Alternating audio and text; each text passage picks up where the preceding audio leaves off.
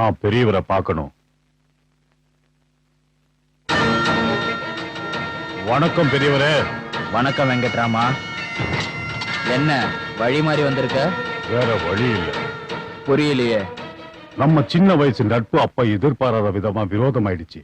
இப்ப அது எல்லாத்தையும் மறந்துருவோம். போங்க உள்ள. நான் சண்டை போட வரலப்பா. என்னோட மன கஷ்டத்தை உங்க ஐயா கிட்ட சொல்ல வந்திருக்கேன். நான் 5 பிள்ளைகளை பெத்தேன்.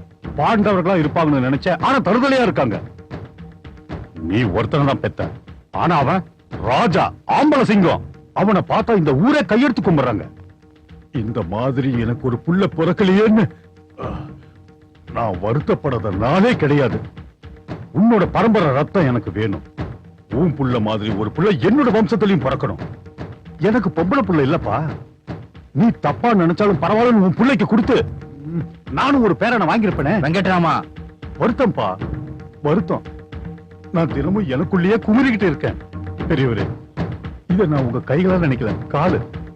உன் வீட்டு பொண்ணை என் வீட்டுக்கு மருமகளா அனுப்புப்பா. இந்த நன்றியை நான் எப்பவும் மறக்க மாட்டேன். என்ன நம்புப்பா. என்ன பேசுற நீ? பெரியய்யா, இது வரைக்கும் உங்க வீட்டுக்கு கையேந்தி வந்தவங்க வெறும் கையோட போனதா சரித்திரமே இல்ல. இப்ப நான் கையேந்தி வந்திருக்கேன். கையேந்தி வந்திருக்கேன். இல்லன்னு மட்டும் சொல்லிட்டாத. அது பையன் வேற ஊர்ல இல்ல, அவனை கேட்கணும். அவனை கேட்டா இதுக்கு ஒத்துக்கவும் மாட்டான், என்ன நம்பவும் மாட்டான். நீ என்ன நம்புப்பா. இதுல எந்த சூழ்ச்சியும் இல்ல, எந்த சதியும் இல்ல.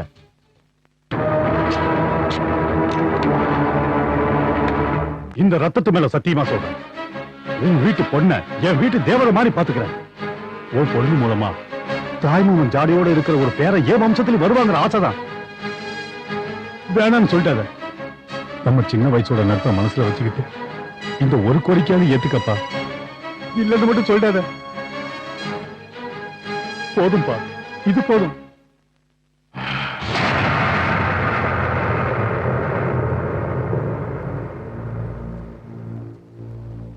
கேக்குறவங்களுக்கு அன்னதானம் பண்ணலாம், சொத்தை கூட தானம் பண்ணலாம். ஆனா பொம்பளை பிள்ளைய மட்டும் தானம் பண்ணக்கூடாதுப்பா. நீங்க தப்பு பண்ணிட்டீங்க. நான் இதுவரைக்கும் எந்த தப்பும் பண்ணல. இப்போவும் நான் எந்த தப்பும் பண்ணலன்னு தான் நினைக்கிறேன். உங்க அப்பாவோட முடிவு உனக்கு பிடிச்சாலும் பிடிக்கலனாலும் அவர் வாக்க காப்பாத்துற மாதிரி இந்த கல்யாணத்தை நடத்துப்பா.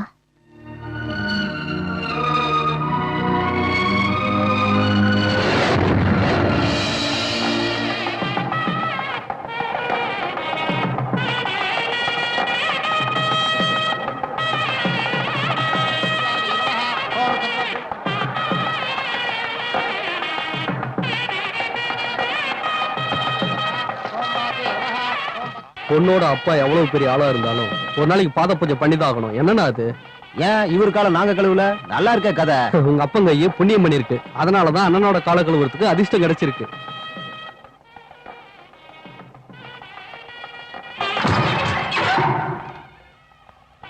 வர சொன்னீங்களாமே.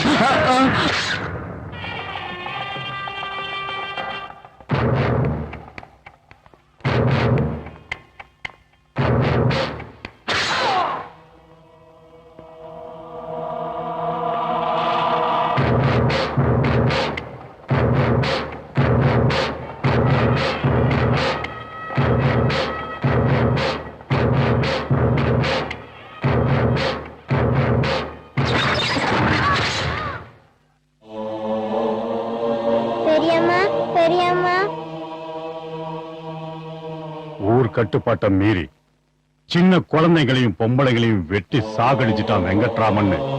ஊர்ல செய்தி பரவக்கூடாது.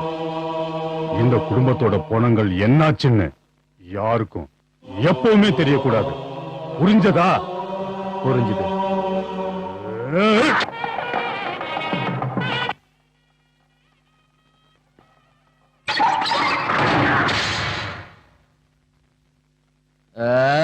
சுச்சு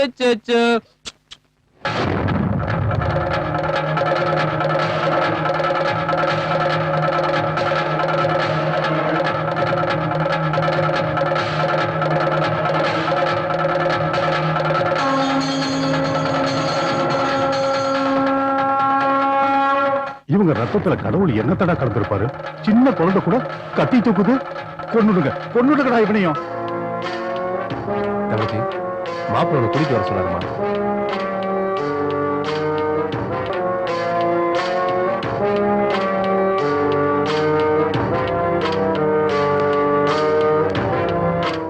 தேவி எங்கம்மா போற?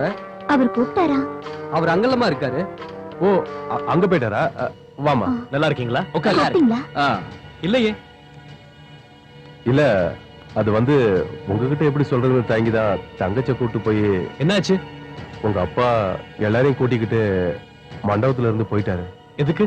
அது வந்து எங்க அப்பா வரதட்சணை பத்தி பேசினாரு. அது பிடிக்காம அவர் போயிட்டாரு. என்னது? அப்பா அவசரப்பட மாட்டாரு. ஏன் அவசரப்பட மாட்டாரு? அவசரப்பட்டு தான் இந்த சம்மந்தத்துக்கு ஒத்துக்கிட்டாரு. சத்தியமூர்த்தி, நான் போய் அம்மாவையும் அப்பாவையும் கூட்டிட்டு வரேன். என்ன ஒரு 30 கிலோமீட்டர் தானே? டேய் வாங்கடா. நான் இப்ப வந்துடுறேன். அப்பா, அந்த சத்தியமூர்த்தி பெரியவரை தேடி போயிருக்கான். திரும்பி வர்றதுக்கு 1 மணி நேரம் ஆகும். அவர் அங்க இல்லைன்னு தெரிஞ்சா 5 நிமிஷத்துல மந்திரத்தை சொல்லி கல்யாண சடங்கை முடிக்க சொல்லு. அதுக்கப்புறம் நான் வந்து சாவு சடங்கை முடிச்சு வைக்கிறேன். ஏய் தேவா. அப்பா, மொத்த சட்டையும் ரத்தத்துல நனைஞ்சு போச்சு. புதுசா ஒண்ணு எடுத்துட்டு வாடா. தப்பா நினைச்சுக்காதப்பா, உங்க அப்பா கோவம் தெரியாம கேட்டுட்டேன். பரவாயில்லைங்க. பொண்ணு பெத்தவங்களுக்கு கோபம் வரக்கூடாதுன்னு எங்க அப்பாவுக்கு தெரியல. அப்பா, ராகு காலம் வந்துருமா? ஆ. பொண்ணை நம்ம வீட்டுக்கு கூட்டிட்டு போகணும். வாப்பா, தங்கச்சி சீக்கிரம் அனுப்பி வையே. ஆம்பளனா தப்பு தண்டா எல்லாம் பண்ணுவான். அப்பா அவசரப்பட மாட்டாரு. உங்க அப்பா கோவத்தை பத்தி எனக்கு சின்ன வயசுல தெரியும்பா. அவர் வரமாட்டாரு. எப்படி நாளைக்கு உங்க வீட்டுல விசேஷம் தானே, அப்ப நான் வந்து உங்க அப்பா சமாதானப்படுத்திடுறேன். நீ வாப்பா, ராகு காலம் வந்துட போகுது, சீக்கிரம் வா.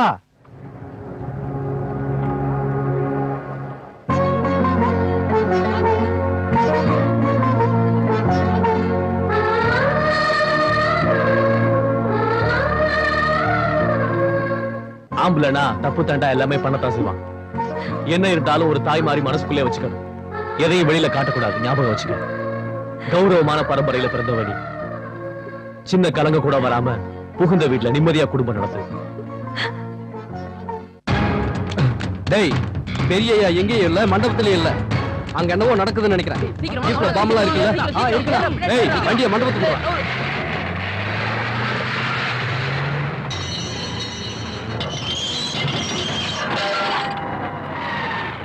என்ன கண்ணா, தூக்கம் வருதா?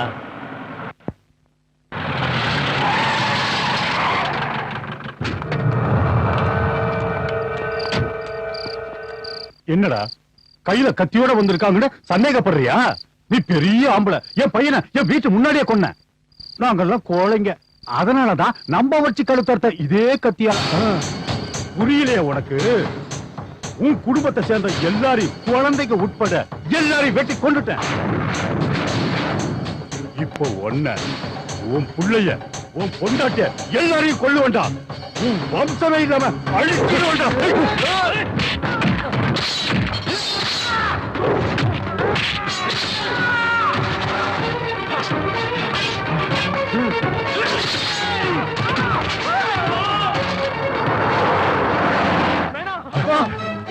ஏய், என்ன பாக்குறீங்க? எனக்கு ஒண்ணு கஷ்டம் இல்லடா. ஒரு ஆம்பளை சிங்கத்தோட கையால வழியாக போறேன்னு சந்தோஷப்படுறேன்டா. அவனை விடாதீங்கடா. ஏய், எப்படி சீவிரம் பாருங்கடா. ஏய், அவன் தங்கச்சி கொன்னுடாதீங்க. தாய் மாமன் ஜாட இருக்கிற ஆம்பளை நம்ம வம்சத்துல பிறப்பான். கொன்னுடுங்களா இவனை. போங்கடா.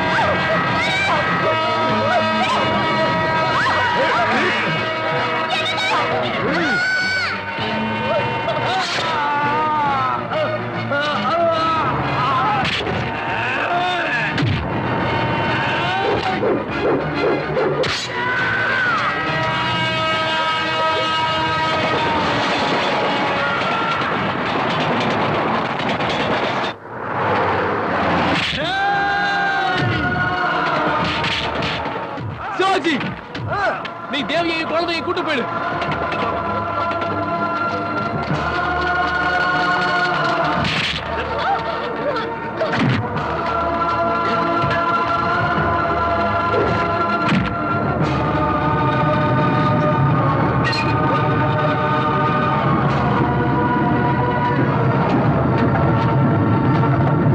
குழந்தைய கிடக்கு. நீ உள்ள வந்துருமா?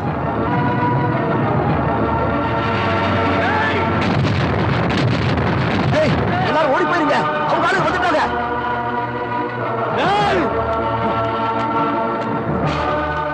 சத்தியமூர்த்தி, வெட்டிங்கடா அவனுங்களை. வெட்டி சாகிடா அவனுங்களை. இப்ப எங்கடா போயிட்டீங்க? வண்டியை எடுக்கடா. ஐயா, வாங்க. வெட்டணும்டா அவனுங்களை.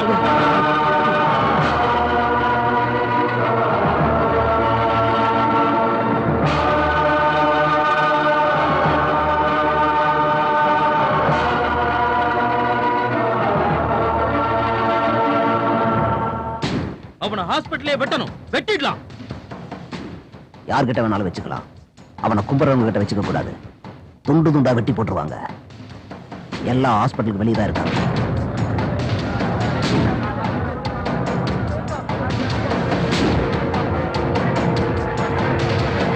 அவன் மட்டும் பொழைச்சு வெளியே வந்தானா நாம யாரும் உயிரோடவே இருக்க முடியாது.